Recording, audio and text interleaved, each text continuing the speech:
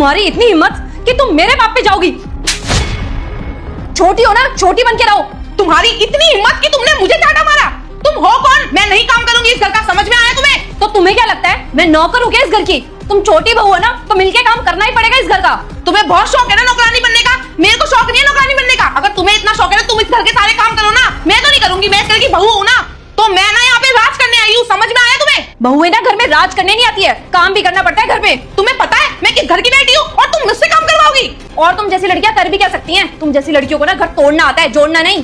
अंकिता बस करो तुम, जब से दोनों बहस पे बहस किए जा रही हो। अंकिता अंदर जाओ तुम। मैं अंदर जाऊं? मैं ही तो गलत होती हूँ हमेशा। चलो नहीं इधर आओ। इस तरीके से भाभी से बात की तुमने? ये तमीज है तुम्हारी बात करने की? वो जो डिजर्व करती है ना, मैंने उनसे वैसे ही बात करी है। समझ में आई तुम्हें ये बात? क्या डिजर्व करती है कि तुम उनसे बदतमीज से बात करो? तुम्हें कुछ नहीं पता। वो चाहती है ना कि मैं यहाँ पे नौकरानी बन जाऊँ। मैंने आज तक अपने पापा के यहाँ काम नहीं करा और मैं यहाँ पे काम करूंगी। तुम ना मेरी बात ना कान खोल के सुन लो, मैं यहाँ पे ना कोई काम नहीं करूंगी। अरे पागल हो गई हो क्या?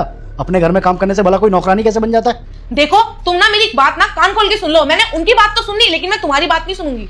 और तुम ना मेरे को किसी काम के लिए ना फोर्स नहीं कर सकते। मैं तुम्हें फोर्स नहीं कर रहा हूँ, मैं तुम्हें सिर्फ समझा रहा हूँ, जैसे भाभी तुम्हें समझा रही है। अरे बड़े होने के नाते एक तो तुम्हें वो समझा रही है, ऊपर से तुम उनसे बदतमीज से बात कर रही हो। और ये कोई तमीज है क्या बात करने की उनसे? और सही तो कह रही थी वो कि यही सिखाया तुम्हारे पापा ने, इस तरीके से बड़ों से बात की जाती है। अब ना बहुत हो गया। अब एक सेकंड भी ना मैं उनकी शक्ल ना बर्दाश्त नहीं कर सकती। अब ना तुम मेरे को यहाँ से लेकर चलो। भाभी ने ना बिल्कुल सही कहा था, तुम्हें ना घर तोड़ना आता है, जोड़ना नहीं।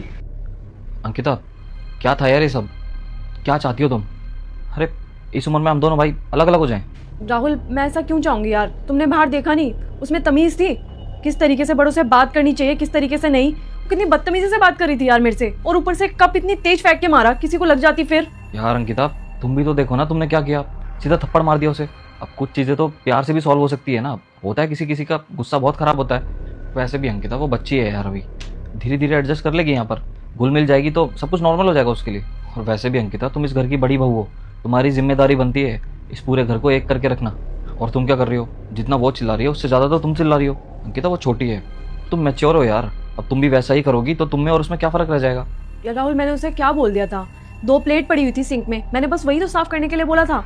अब वो इस घर की बहू है, इतना भी नहीं कर सकती क्या? और मुझे पूजा करने जाना था, इसीलिए मैंने उसको बोला था, वरना मैं ही कर देती खुद।